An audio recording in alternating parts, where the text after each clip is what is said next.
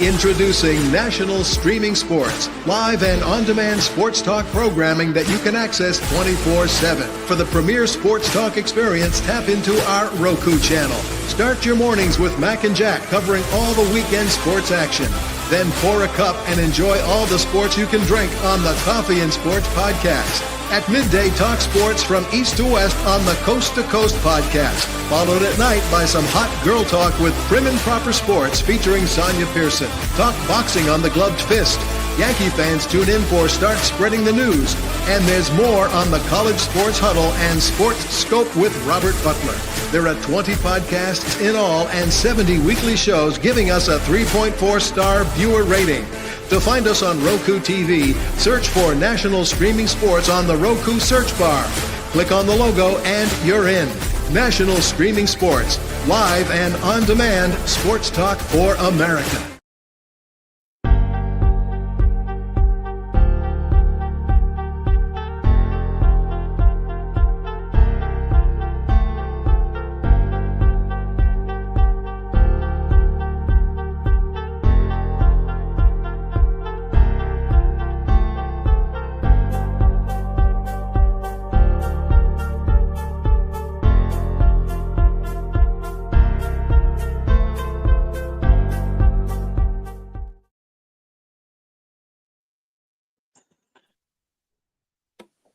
Welcome back, family, back to another exciting episode of sports adventure, whatever you want to call it.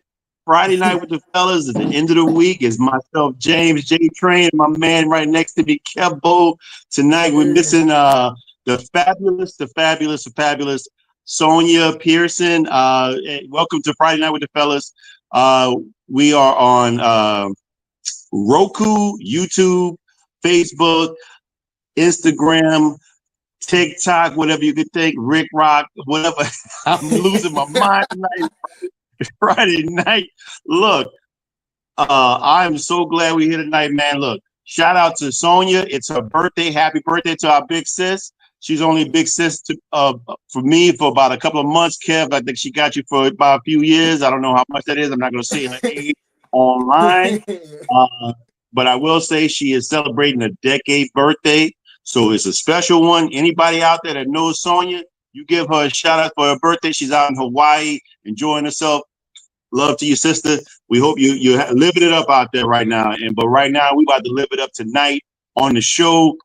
Look, man, Kevo. Again, anybody out there, if you're on YouTube, like and subscribe.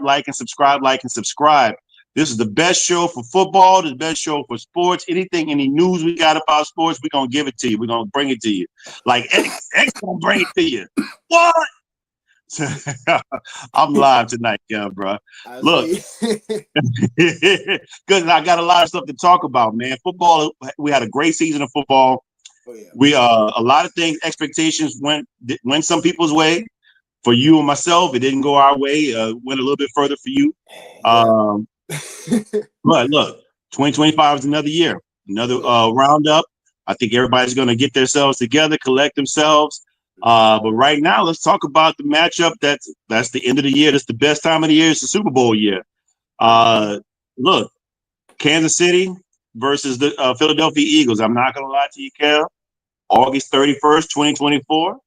When I had to turn my picks in, I picked Kansas City versus the Philadelphia Eagles, and I picked the Philadelphia Eagles to beat them in the Super Bowl 2025. What do you think, my brother?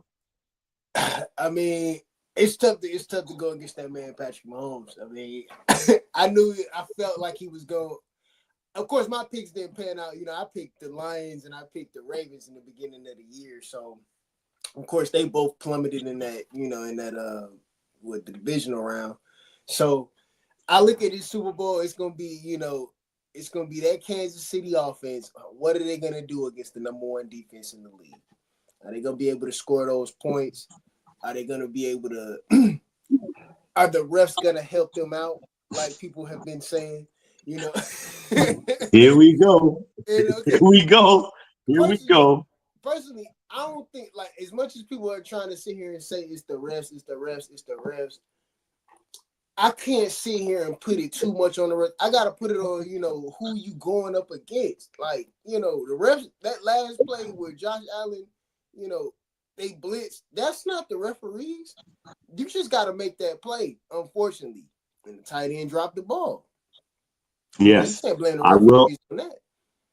I will concede to that. I will concede. We had a discussion on the Big Football Show this past Sunday, and also on the Professional Sports Show Wednesday night, and this conversation came up again about the refs. And one thing I will say, yes, I agree with you. I agree with my counterparts on those shows that you have to come to play. You got to come to play no matter what. You can't just let a couple of plays determine your outcome of the game, and you determine your outcome of your future. But I will say this: I'm going to pinpoint back to the game, Kansas City versus Houston. Mm-hmm. Those two calls, the rough and the passers, they were bad calls. Yeah. I think we can all agree on that. Mm-hmm. But they were third down calls, and they continued drives, the two drives that led to 10 points total. Before those two drives, the score was 13-12. Houston was in the game. Mm-hmm. Those you're playing in someone else's backyard, and you're matching their energy, but ultimately your energy just gets deflated. The wind from your sail just disappears because somebody else that wasn't a part of the game took it from them. Now, mind you, they still had opportunities, but that could be deflating. You don't think so? It can be a little bit, but let me go back to the 2016-2017 season when the Falcons was playing the Patriots in the Super Bowl. They called 2 consecutive holding penalties against Jake Matthews. Nobody cared about that. No, nobody cares about that. So it's like I said, you have to go out there and win the game. They called 2 consecutive holding penalties after Julio made that big catch.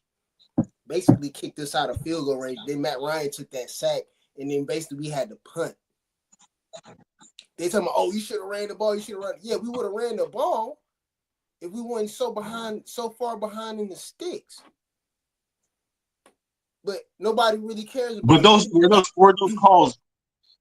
calls after the 28-3? Nope. Or before? Remember that Julio catch? The Julio catch. Remember we made that spectacular that catch. Was before or after 28-3? We were right there. We were right there in field goal range. Julio made that catch. You're not going to answer my question. Was that before or after 28-3? We were still up. We were up a touchdown. I'm just saying, but at the same time, you had a substantial lead. That's a big difference. Substantial lead, but you also had an opportunity to ice the game with a field goal right there. You were up 7. You could have iced the game. Now, no matter of fact, you were up 8. You could have iced the game with a field goal, but you called 2 holding penalties to the point where you got back 10 yards. You went back another 10 yards, and then Matt Ryan gets sacked. So now you're out of field goal range. Now you have to pat. Now you're punting instead of kicking a field goal just to ice the game, whether it was kneeing or not. You called 2 consecutive holding penalties. Well, neither here nor there. But that's my point exactly. You can't. But that's what I'm saying. You can't sit here and blame the referees. You got to go out there and still play the game. True. We can agree on that. I agree. Nobody remembers the penalties. They just remember, that's how they came. That's how they won the game. They won the game. You lost, right? Exactly. You lost. You blew a 28-point lead, a 25-point lead. And like Nelly said, I'm gonna quote one of his old songs. What does it take to be number 1? 2 is not a winner, and 3 nobody remembers. Because most times when you hear a football game, I mean, if you a football junkie like us, we're gonna know who they played against. But most people don't remember the AFC Championship losers or the NFC Championship losers. You just remember who won the Super Bowl and who they beat. Most times you don't even remember who they beat. You just remember the winners. And that's my point exactly. Don't nobody care about what the referees did. They just remember, oh, that that team that won, no matter what, they don't care. Absolutely. Well, while we're talking about this, let's go into the matchups. Patrick Mahomes, man, the man to beat. He's always been the man to beat since he's been in the league, and he's got 3 championships. And right now, he's trying to get 3 in a row. First time they ever do it for Kansas City Chiefs if they can win this upcoming, not upcoming Sunday, but the following Sunday on February 9th in New Orleans in the Big Easy. Oh, yeah. He's got to go up against a really good defensive line with Jalen Carter leading that line.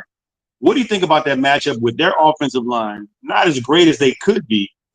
What does Patrick Mahomes hold up against that defensive line with Jordan Davis, with the Jeagles? Let's say Georgia's the NFL version of Georgia. I mean the middle two with Jordan Davis and Jalen Carter. I look at the tackles, Trey Smith and I forget the other tackle. I know they got Humphreys in the middle, Creed Humphrey. They got Trey Smith.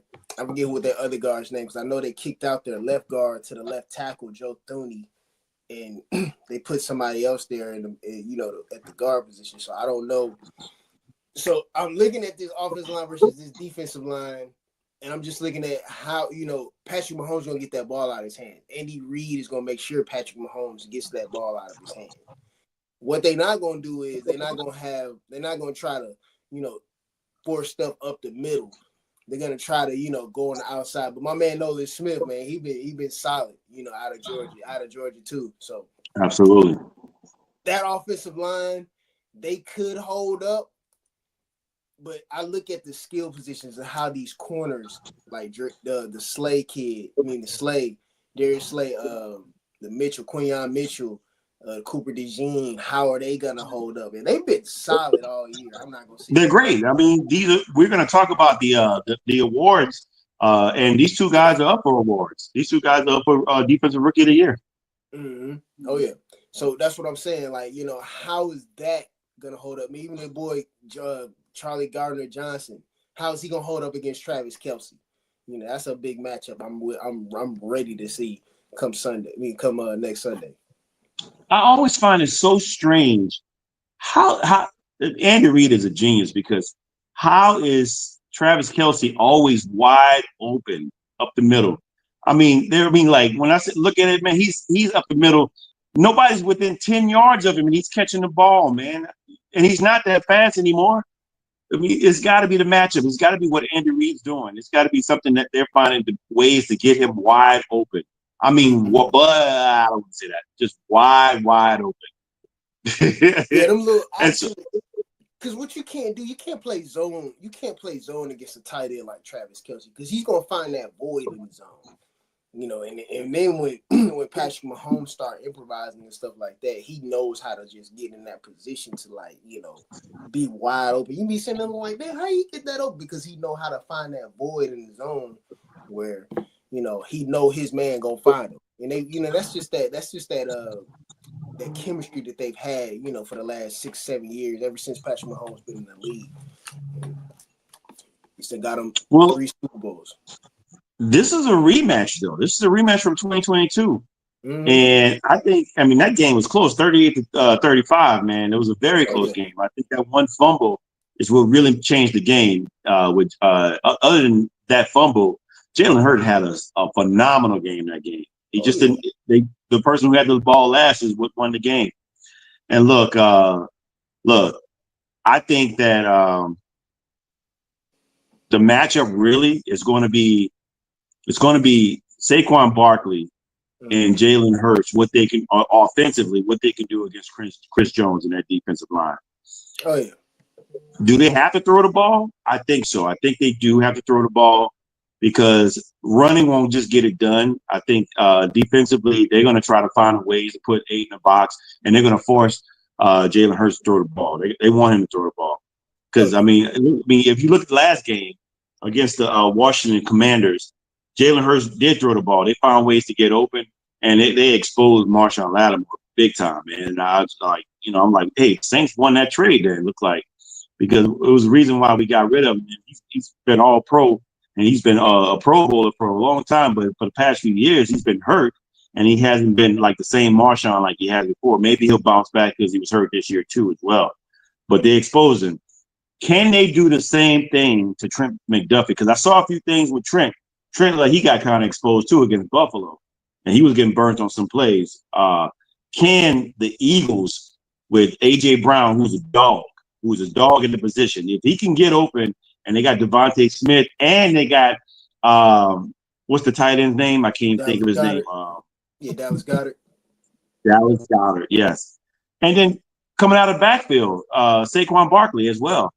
Yeah. They're going to have quite a few matchups that's going to, at least somebody's got to get open. So the key factor is going to have to be Jalen Hurts. He's going to have to make sure he takes care of the ball and get one of those guys, because they can't win the game without Jalen Hurts being on his A game. They can't. Oh, I definitely agree. And then the blitz too, Steve Spagnuolo. When he dials up that timely blitz is what I'm looking at.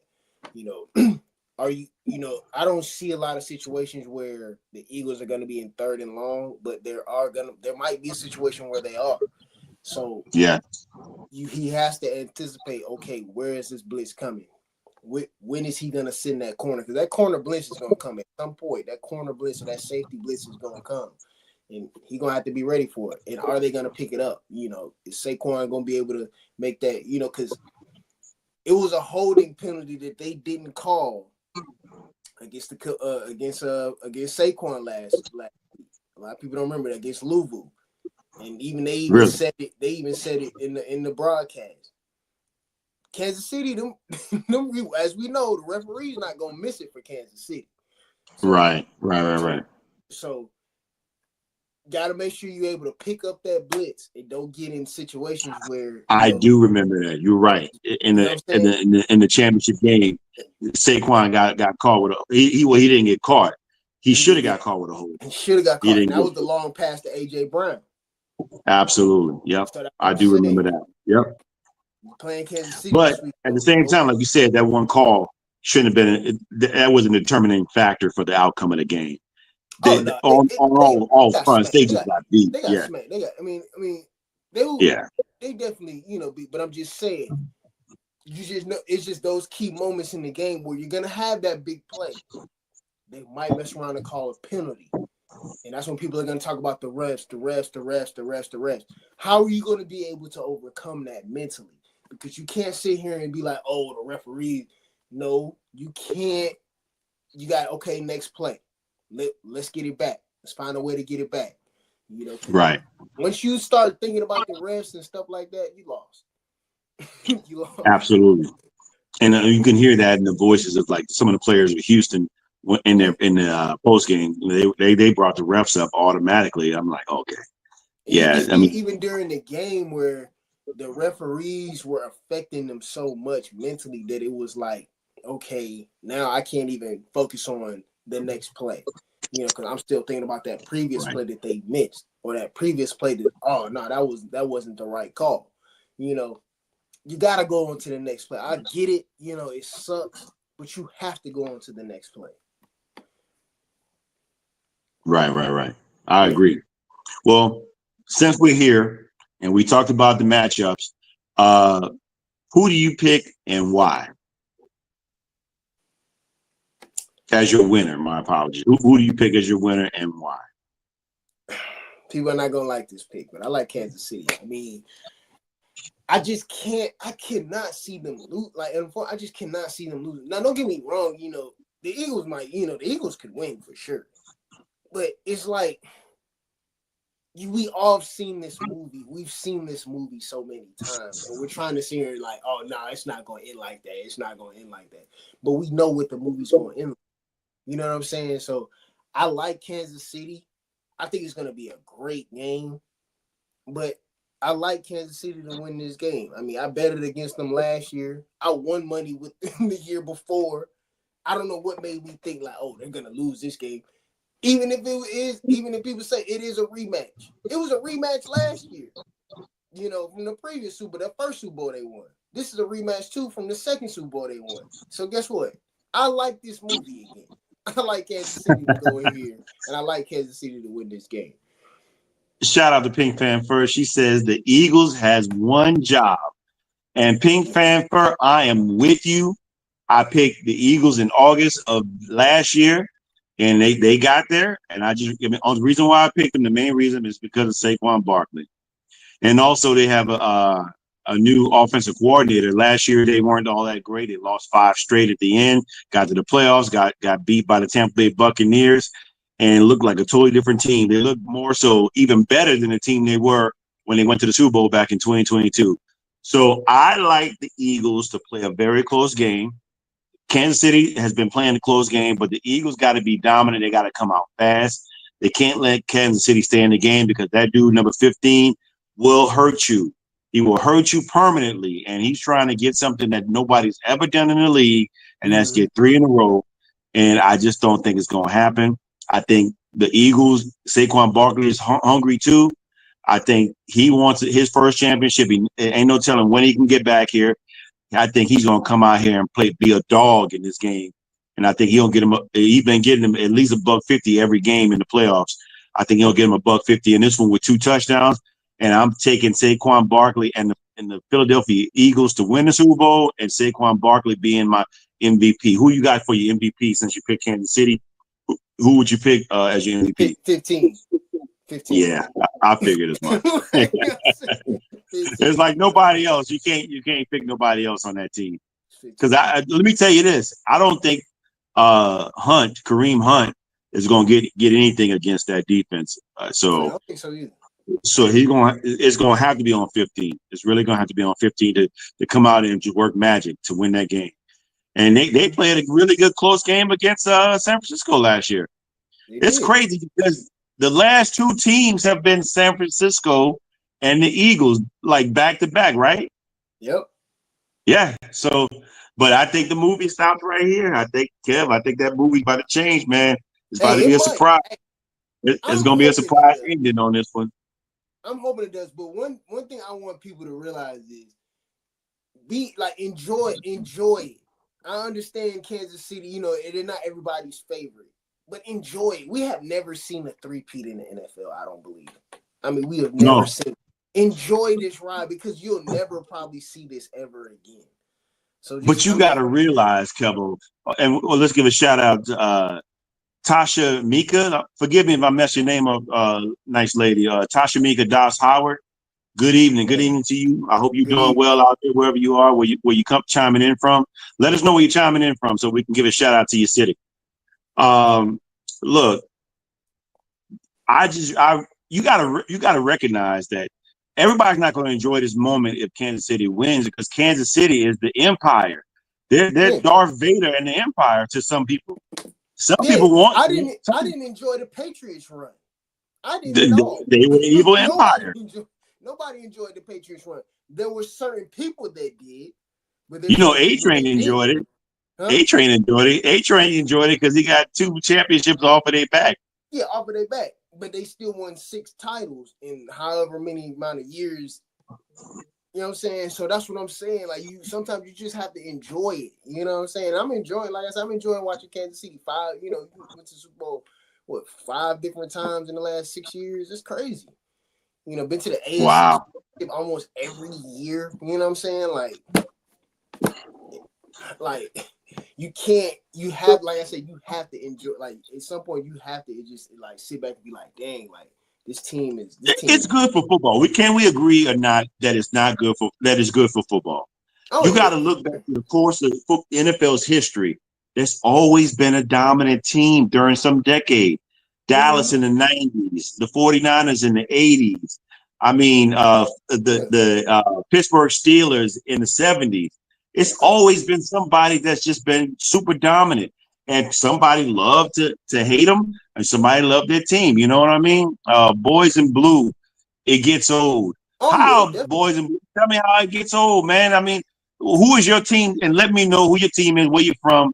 That way we can figure out why is it getting old? Because if you're a fan, he must be a fan of maybe the Raiders. You a Raiders fan? Oh no, Boys in Blue. Maybe is he a Giants fan? It sounds like it, but I mean, I ain't gonna sit here, and say he's a Giants. Yeah. It sounds like. I mean, because the Giants had their run too. So I mean, the late '80s, early '90s, and then of course the 2000s. Y'all had a couple. Y'all had 4 championships, man. I mean, so it's everybody had. Look, I'm from New Orleans. I bleed black and gold. We got 1 championship, and then we got that to hang our hat on. And that's it. Let me see, Kyle. Oh,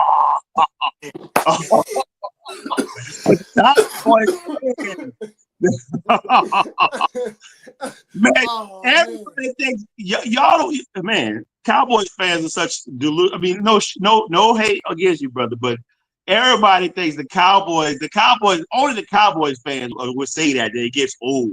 Y'all think y'all going to the championship every year, man, every year, and y'all ain't won nothing since '93. Excuse me, '95. I'll give you a shout out. '95, '96, something like that, with Deion Sanders and what's the coach name that came out of Oklahoma after Jimmy Johnson? What think about it, Kev? Who is it? I know you're talking about Barry Switzer. Yeah. And he says, "Not me, not me." That is so funny, man. Look, I really, Cowboys had their run, but you got a owner like Jerry Jones, man, that just won't give it up. He won't let the reins go. I mean, let's talk about Jerry Jones, right? Owners need to retire. Absolutely. I don't think as an owner he should retire, but at least as a GM, give the position up, man, to somebody young, somebody that's going to relate to the players, or maybe that's not a player's GM, but somebody that's going to do the job, man. Look, don't get me wrong, Jerry Jones, I can't take credit away from him. He's had some decent runs with players, man. I remember in the early 2000s with Tony Romo, they had like 13 Pro Bowlers on one of them years on players, but they couldn't get over the hump. They couldn't win. Tony Romo had like two playoff wins. Come on, man. I mean, and Jerry Jones, if he can just give up that job there, own your team, I don't blame him. That's the most. What I want to say, that is the team that has worth the most money. It makes the most money out of every team in the league, because everybody and their mama knows Dallas Cowboys. You may not even know a lot about football, but you know who the Cowboys are. That's because they've always been around. They are America's team. I don't know if that moniker still holds true for them, but they are America's team. But they just haven't won. They haven't won like America's team. Right now, Kansas City's America's team. Yeah. And like I said, I mean, I have, like, me personally, I have no problem, like, with Kansas City at all. Like, I'm not gonna sit here and say, oh, I'm the biggest Kansas City fan. But I'm not sitting here like gonna sit here and like about about what's going on, about how they're playing. Like, I'm not gonna sit here and act like Kansas City is just this, oh, they're getting all the calls, oh, they're getting I'm not gonna do that. I mean, because like I said, you can beat this team. You just have to go out there and beat them. Like, you can't sit here, like I said, that's why I tell you, you can't sit here and harp on the refs. Because the moment you keep doing that, you're going to lose the game. Absolutely. Tasha Mika Howard said Pro Bowlers ain't bringing championships. You're right about that. They're not. And we go back to my boys in blue. He said Pro Bowlers, no rings. That's true. I agree, man. No rings. Let's hold on. No rings lately. Let's put it that way. Again, everything's about perspective. Like, Kev, I mean, no rings lately, man. Come on. You guys have how many rings? What, 6? 5, 6? Dallas? Don't get me wrong. They got dust on them now. They might be tarnishing a bit, but you still got rings. I mean, and Kev, I don't mean to put you out there like that, but Falcons, they haven't got a ring yet. Yeah. I mean, one of us only got 1 ring. Between me and Kev, we got 1 ring. Yeah. And Tasha Mika Doss Howard says facts. Look, right now, let me see. No rings in 29 years. Yeah, brother. I'm feeling you. I'm starting to get close to that too. Look, we got to go to commercial. We got to give pay homage to people that pay the bills around here. That's Huddle Sports.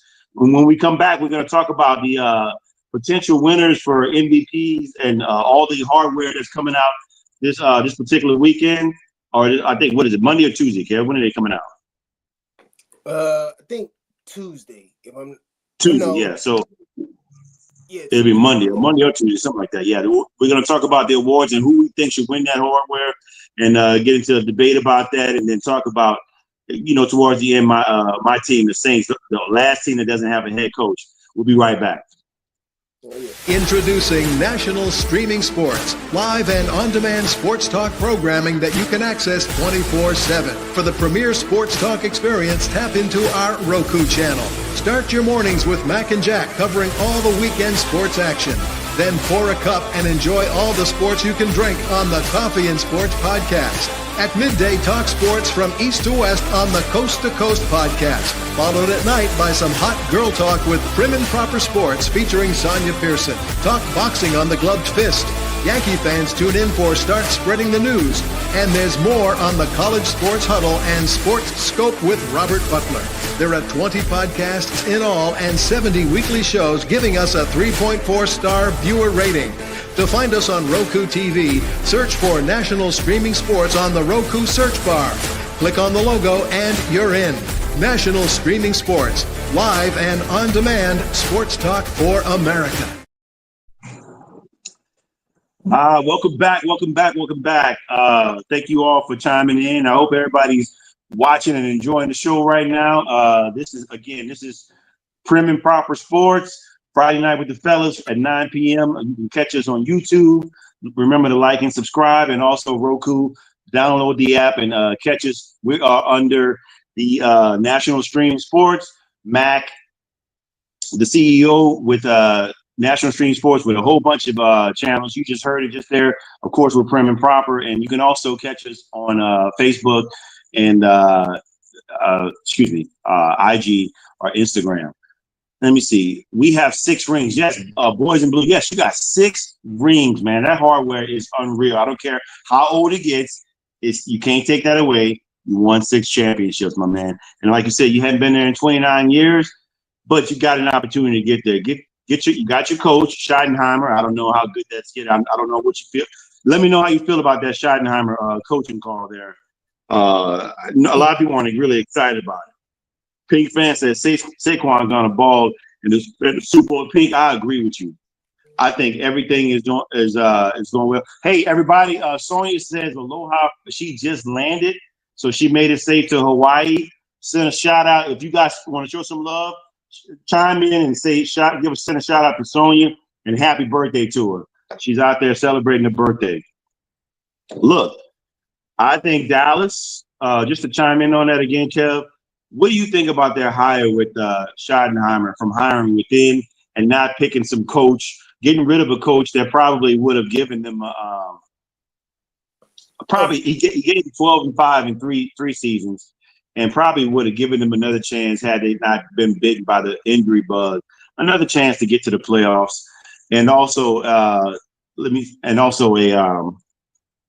people like let's go back a little bit. People like Jimmy Johnson had to part ways with him because he wasn't no Duke boy.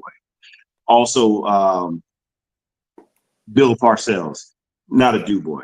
Clearly, these are guys that are dominant alpha dogs that need their space, and Jerry Jones wouldn't give them that space. But people like this guy that you got coming in, do you think he's going to be a Duke boy, or do you think he has his opportunity to come in and then show what he can really do from an offensive coordinator to a head coach?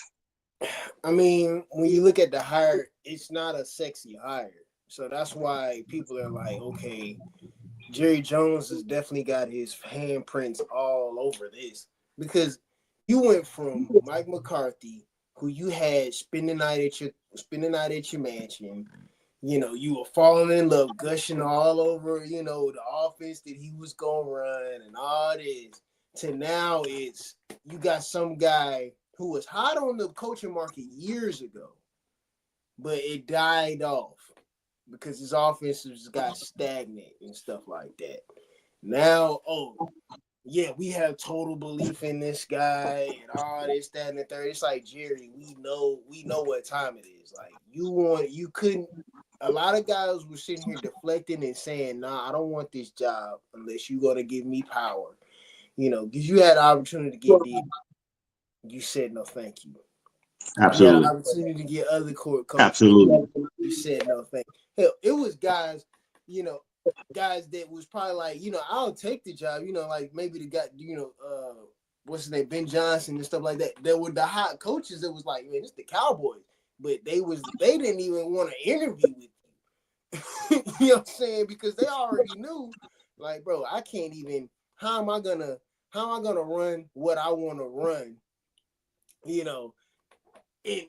Or how am I gonna, how I'm gonna have my handprints on this roster when I got this old man up here telling me like, oh, this is what we're gonna do, this the boom, boom, boom. Like the whole thing with Cooper Rush last year when you benched him in that last game of the season for $500K showed me everything. Because you put in I'm with you there.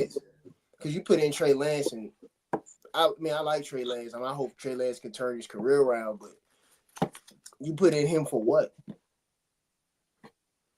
Absolutely. And it looks like the Carolina Pantherettes, our fearless founder and leader, celebrating her 50th. We love you, Sonja Pearson. Man, let me tell you, I wasn't going to put that out there like that because, as being married 22 years, my man, you don't shout out no woman's age online. But since everybody put it out there, we want to say it's not me. It's not Kevo saying it. We're going to say happy 50th birthday to Sonja. And we love you. I hope you're doing well out there. And like you say, she just let us know she just landed. We hope you're doing well, and be safe out there and have a lot of fun. Aloha. Aloha. Look, man, you're talking about a guy that's got a stronghold on that organization. He can't let go of the leadership. He's not going to let go. He don't want to lose the limelight. He's always in the limelight talking. If I'm a coach or a potential head coach, that's probably not a destination I want to go to, because I know if I'm somebody that want to do things my way, it's really not that way. We're gonna bump heads. I don't have a really good chance of succeeding out there because you're always in the way. I need you to give me the space to allow me to do things that I need to do to be successful, especially for my team. Like I think the situation is going to be, you mentioned the guy, Ben Johnson. Ben Johnson was able to go. He was a guy that he was not like one team. He was looking for one team and hoping to go find that team. He had a selection. He can go wherever he wanted to go because he was 33 points, 33.1 points. His offense led the league. And he was you can see the offensive scheme. He was an innovator. He was doing tricks out there. They were doing all kind of stuff out there, man. It just couldn't get past the hump because their defense just wasn't all that great with the injuries that they had. But again, Ben Johnson probably wouldn't have wanted to come to Dallas. Even with the talent that's there, he wouldn't have wanted to come because of Jerry Jones. And you mentioned you wanted to talk about coaching. I know you were laughing earlier because I said let's talk about the last team that doesn't have a head coach, and that just happened to be my team, the Saints. Yeah. Right now, it seems to be a little bit of a running joke right now because they had a couple of coaches said, "Nah, no thanks for no thanks." We're talking about Aaron Glenn. He decided he took the road to where he started from with the New York Jets. And I don't blame him for that. I'm not going to blame Aaron Glenn for that, man. I think there was a rumor, let's put it out there, there was a rumor that he wouldn't want to come back to the Saints because he wouldn't want to deal with the GM and president in Mickey Loomis. And Mickey Loomis has made some bad calls with some of the draft picks, the first round draft picks he's made in the past few years.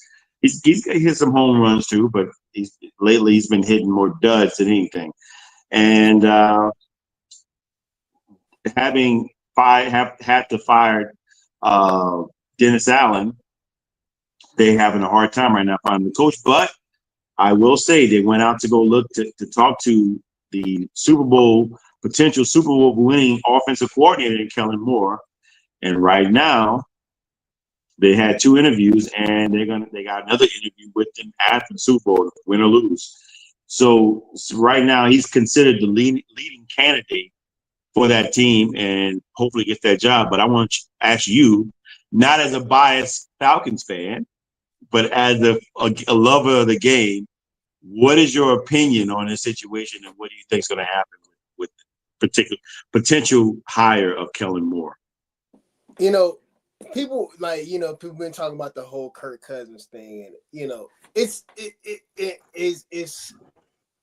it's warranted, But when I look at our cap situation, we're not in cap hell. And I say that to say the Saints are in cap hell, unfortunately. And it's going to be a lot of digging and trying to get out of that cap hell for teams to be like, for coaches to be like, hey, that seems like it's a good destination to go to. You know what I'm saying? So with y'all, from what I've heard, it's like 60 million over the cap? Not right now. Right now, we are at 52. 52? Yeah. That's what I'm saying. That's a lot of money over the cap. So it's like, okay, what am I going to be able to bring in? The roster is already what the roster is. I mean, Derek Carr, I don't know what y'all going to do with Derek Carr. I don't know if y'all going to keep him. Y'all going to. I'll let you know when you finish. But yeah, I'll let you know. So that's another. And it's like, okay, even if you do let him walk, who's going to be my quarterback? And it's like, okay, yeah, we got some solid receivers, but who's going to get it to these receivers? I got Alvin Kamara. Yeah, Alvin Kamara's a solid running back. I'm not going to sit here and lie. You got an aging Cam Jordan.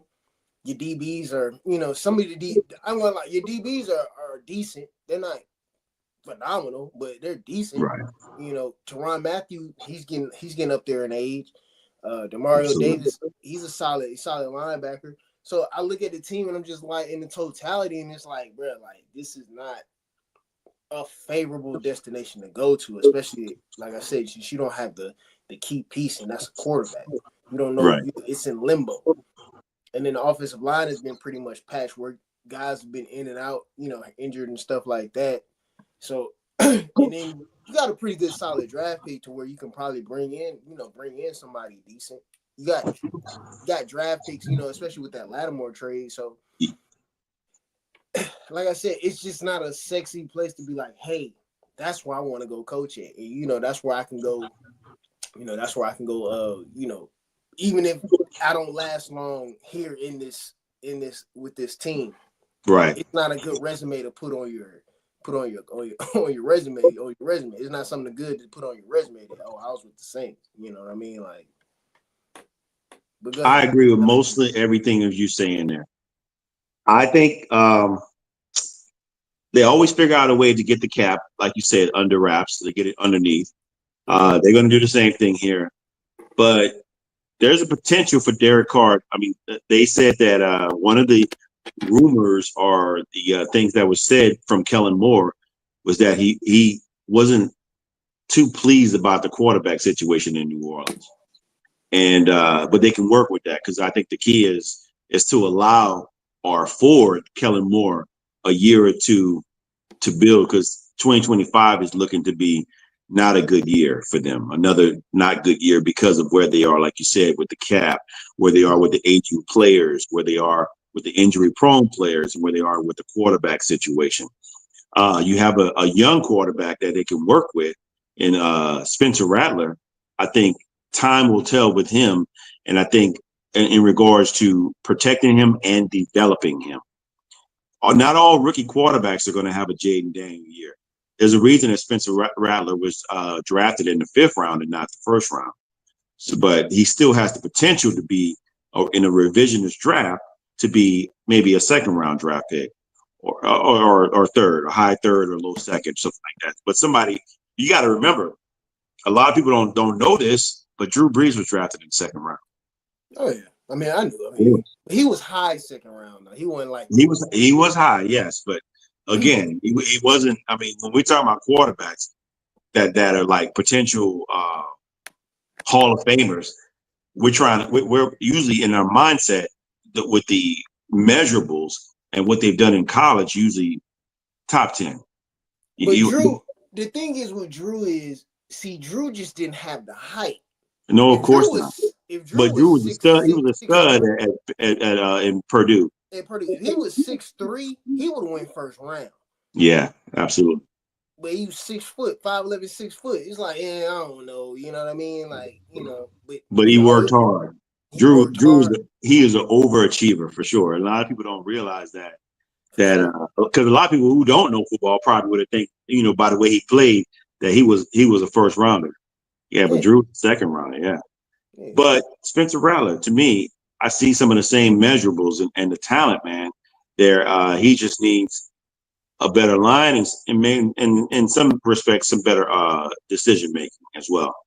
But in regards to the Saints, they, like you said, they got a number 9 draft pick, and that they should pick the best available. I wouldn't reach for a quarterback because there's only really 2 known quarterbacks right now that are available that are really, like, to me, that are like should be a sure thing when you draft them.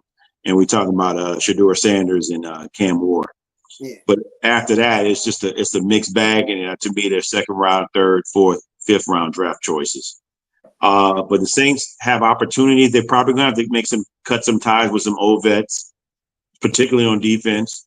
And Cam Jordan might be one of those guys, man, if he don't take a pay cut, because you can see he's long in the tooth, and it's going to be it's time. And that's my dude. I always love Cam.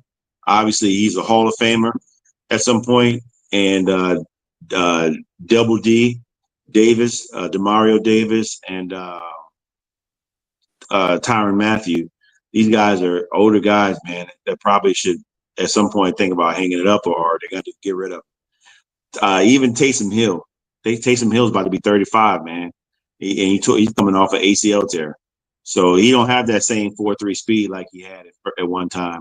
And they had him playing fullback and tight end and stuff, tearing the dude. He was already injury prone. So everything's going to be different for Kellen Moore if he comes to New Orleans. And I think he's going to come in with his game plan. One of the things that people said, like, there's a connection with him and Ashton Genty at, both at Boise State. If he comes there, maybe he drafts him and kind of, looks to do the same thing with him, what they did with Saquon there. But they definitely got to get a better offensive line. Wish they got 2 nice bookends, but they need some guard play. So we look to draft a left guard, maybe a right guard. And, man, let me tell you, we need a wide receiver as well. So maybe they can get McMillan at the 9th, which I think he's probably going to go higher than that. Yeah. Out of Arizona. Arizona, yeah, I know. Yeah, for sure. I think the Giants probably going to pick him.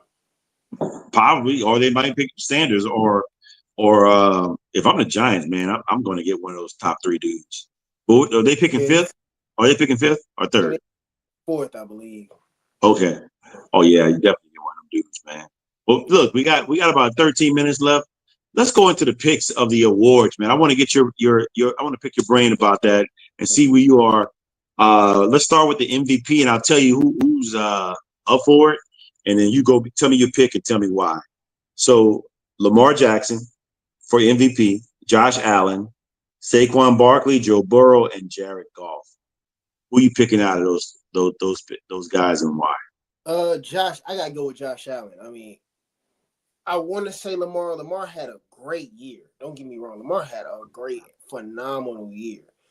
But I'm going with Josh Allen for the simple fact is he was the most valuable for his team.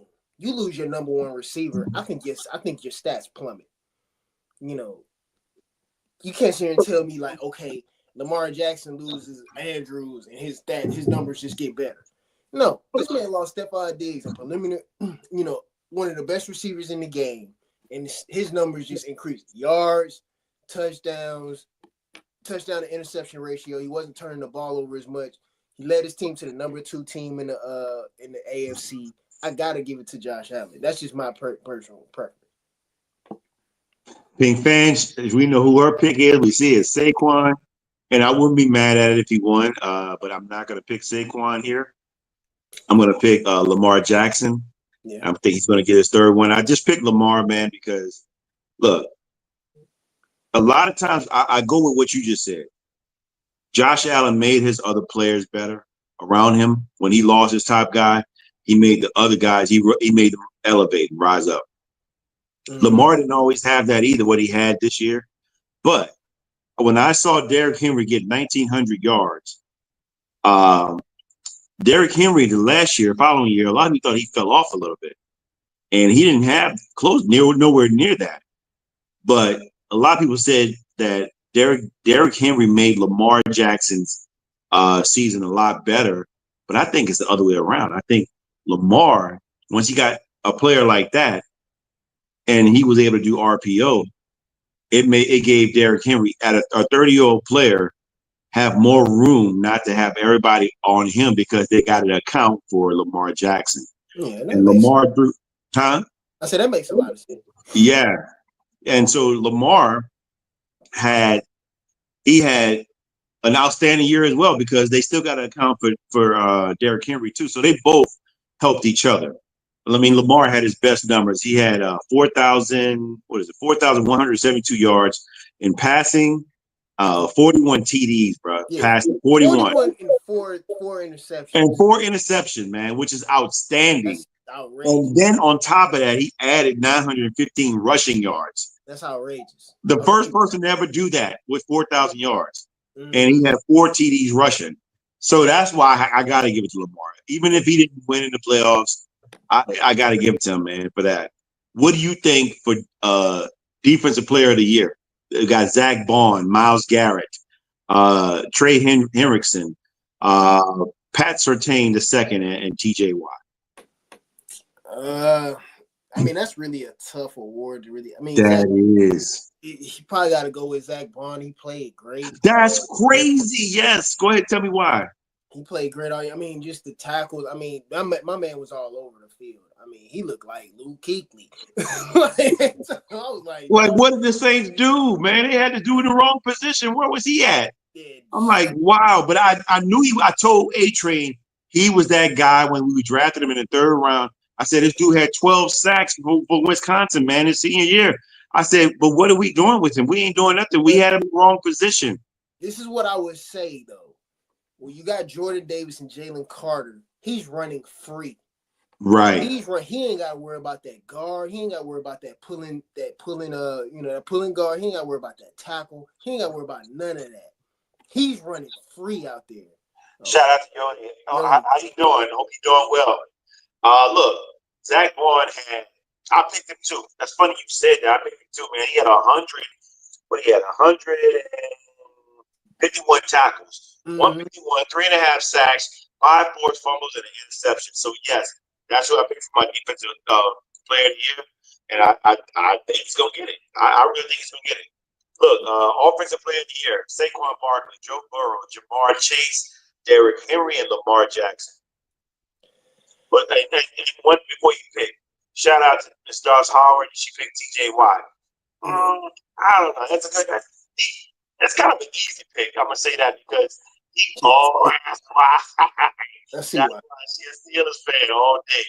Look, he's got it. He's won it a couple of times, hasn't he? He's won it a couple of times. Yeah. He's deserving, but I just think that Zach Bond's probably gonna get it this year because he just flipped a switch with a whole other team, and he's lights out. And Surtain, Roll Tide. Oh yeah, she got to pick Pat Surtain. But look, who you got for the offensive player of the year? Looking at this more, it's got to be a team award. But I like Jamar Chase, Triple Crown, receptions, touchdowns. I mean, he was straight up phenomenal all season. But he was a dog. Yeah, but you got to give it to Saquon. But it's got to be Saquon because of the year that the Eagles are having. So Saquon is probably gonna win it. But my pick would be Jamar Chase. Let me tell you, man. And Yoli, we hope you're doing well out there. We're doing fine. I think Kev's doing good. Seems like it, my man. Yeah. I have for the offensive player of the year, I got Saquon because he didn't get the MVP. 2,000 yards is just nothing to sneeze at, man. And it's hard to do it from behind the line. And he almost got he let him play the last game of the season. He would have broke the all-time season record. Oh, yeah. I don't know why they didn't do it, but it didn't happen. And I don't think he'll ever get to that point again because it's hard to rush for 2,000 yards twice in a year. So, but especially later in your career, like Eric Dickerson rushed for 1,900 yards his rookie season, and I think he still holds that record. And he rushed for 2,105 yards the second year. But that's early in his career. So this is hard to do it once you get older. But yeah, I like Saquon to win the offensive player of the year. Now, for offensive rookie of the year, Brock Bowers, Jaden Daniels, Malik Neighbors, shout out A-Train, the Giants, Bo Nix, and Brian Thomas Jr., and shout out to LSU players. There's 3 of them in there, in that mix. I'm going to go, for me, this is my pick, I'm going with Jaden Daniels. I mean, his numbers were eerily similar. I think he's a similar player to Lamar Jackson. And I think Jaden, I mean, he had like 3,500 yards, 25 TDs, 9 interceptions, and 861 yards rushing and 6 TDs.